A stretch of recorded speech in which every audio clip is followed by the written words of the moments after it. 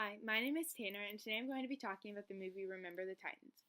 Remember the Titans is based on true events that took place in Alexandria, Virginia around the 1970s when integration became a reality for the students at T.C. Williams High School. I'm going to be analyzing this movie using a more psychological lens to try to understand how observation can play into prejudice and race, and also how it plays a part in abolishing these beliefs.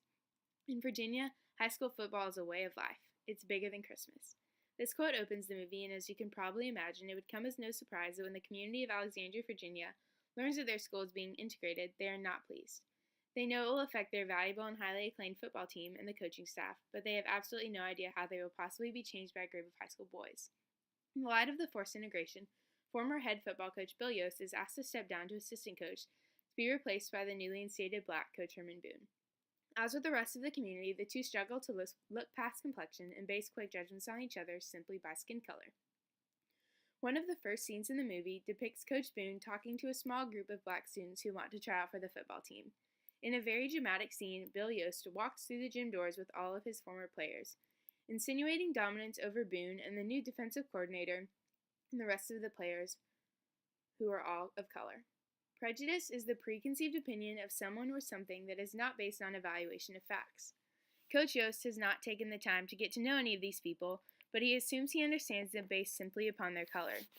This need for superiority is rooted in the prejudice that Coach Yost holds upon Coach Boone, the rest of the coaching staff, and the new black students. This prejudice most likely comes from one of two things: a lack of any experiences or interactions with anyone of color, or observing just a few negative experiences with individuals that resulted in negative associations with all people of color. Because Coach Yost holds a position of power over his players, they believe that his condoning behavior that he depicts is actually appropriate. However, when an unlikely friendship forms between star players Gary Bertier and Julius Campbell, the team begins to come together based on the common goal of completing an undefeated season and winning the Virginia State Championship. These two characters, who started off as enemies that wanted so badly to hate each other, ultimately become the main characters and the best of friends. Through observational learning, the rest of the team learns from Bertier and Campbell that their football team and friendships do not have to be defined by the color of their skin. As theories of observational learning explain, characteristics of the model, in this case Bertier and Campbell, include their likability and prestige, which affect how well learning will occur. The fact that these two people are considered leaders on the team explains why the rest of the players are willing to observe and listen. Another support of the argument that likability of the model is necessary is seen in the character Ray, who played on the team before but never seemed to give the colored players a chance, and would go so far as to not block for his quarterback because he wanted him to get hurt or mess up.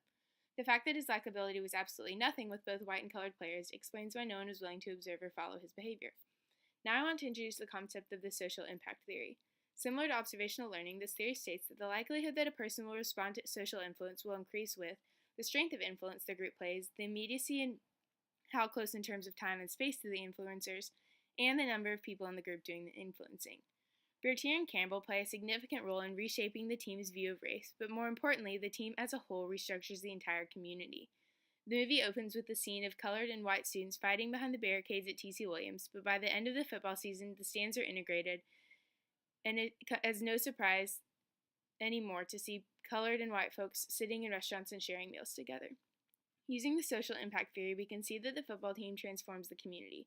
The strength comes from the fact that when the team comes together, no one can stop them, quite literally. The immediacy comes from the fact that the football season occurs right after the integration is instated, and also that the season only lasts about 3 months.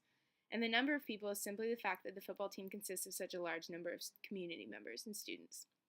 At first, no one in Alexandria, Virginia could possibly believe that colored and white people could even get along, let alone play on a football team with the main coach being a man of color. Unsurprisingly so, there continues to be tension throughout community.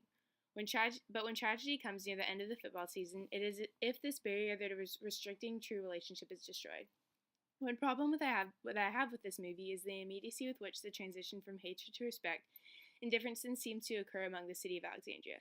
At the beginning of the movie, the city is up in arms over a black student being shot, but only 3 months later, a police officer stops Campbell in Bertier's neighborhood. Even Campbell is taken aback, thinking the officer will ask why he is walking around such a prestigious neighborhood, but the officer stopped him to congratulate him on such a successful season. As a whole, it is incredible to think about the fact that the beliefs and actions of one or two individuals can impact a whole team and an entire community. Coach Yost sums it up best when he says to his team before one of their final games, "You've taught the city how to trust the soul of a man rather than the look."